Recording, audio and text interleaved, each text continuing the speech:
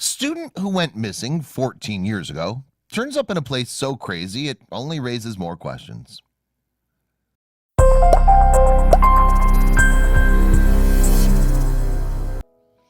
Roy and Kathleen experienced every parent's worst nightmare the day they heard their son had gone missing. But this was not a disappearance like any other. Their search for their son led them on a path that they would have never imagined, one that implicates some of the most powerful governments in the world. David Snedden was a 24-year-old student at Brigham Young University.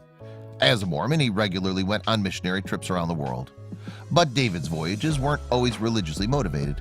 He loved to travel, get to know other cultures, and discovering nature. He enjoyed hiking and was fluent in Korean. That's how in 2004 his journeys took him to Asia. Having just finished a mission in South Korea, David decided to fly to China for some sightseeing. He said he was going to take a look around some touristy spots in Southeast China before he came back. Remembers his father? He emailed his parents often, telling them about his adventures.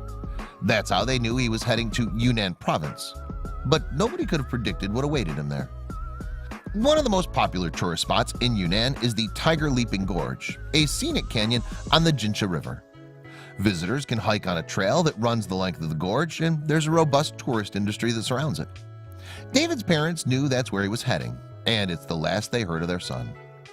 4 days after his trip to Yunnan, David was supposed to meet his brother in Seoul, but he never showed up. Kathleen contacted the U.S. Embassy in Beijing, where one official dismissively told her, "You can't lose an American in China."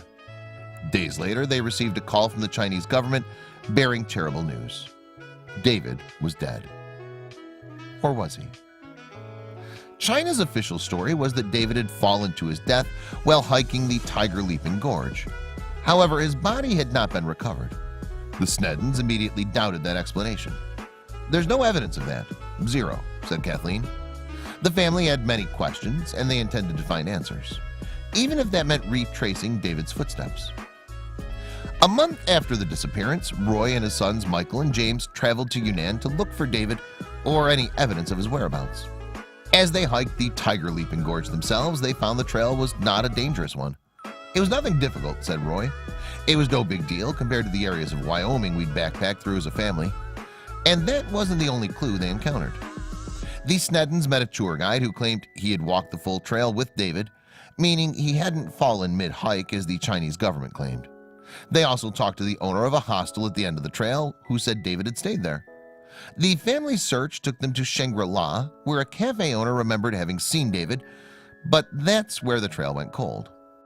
Unable to find further information about David's whereabouts beyond Shangri-La, the Sneddens had no choice but to leave the search to the U.S. State Department. The department, however, accepted the official story of David's death. Roy and Kathleen were out of options, but they never lost hope. Then, 7 years later, they received an extraordinary call.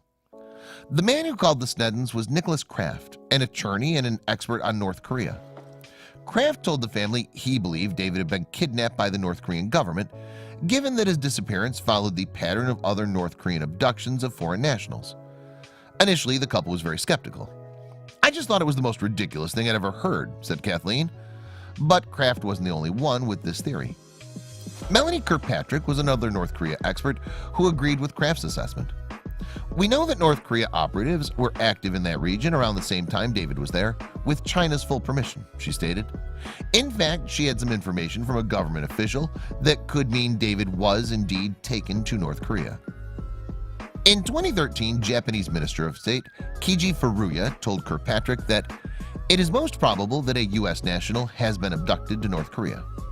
Then in 2016, a South Korean organization that specializes in North Korean abductions said David had been kidnapped with the purchase of teaching English to Kim Jong-un and other government officials.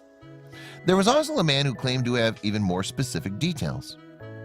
Choi Sung-young, the head of Seoul's Abductees Family Union, had information that asserted David had changed his name to Yoon Bong-soo, was now married to a woman named Kim Ein-hai, and had 2 children. But none of the intel was independently corroborated, so the American government never took action, even when its own politicians wanted it to do so.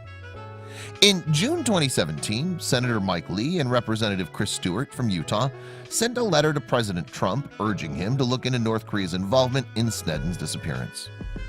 Research from regional experts has uncovered disturbing parallels between David's disappearance and the known operational patterns of kidnapping of citizens from many countries, it read. So far, the efforts haven't paid off. The State Department won't take any action until verifiable information exists. Still, the Sneddons continue their search, finding comfort in the thought that David might be helping an oppressed population. If my son has a part in helping North Koreans have a normal life in any way, I would just be thrilled, said Kathleen. If he, by being there, can bring attention to how North Korea is treating its people, he would be most pleased.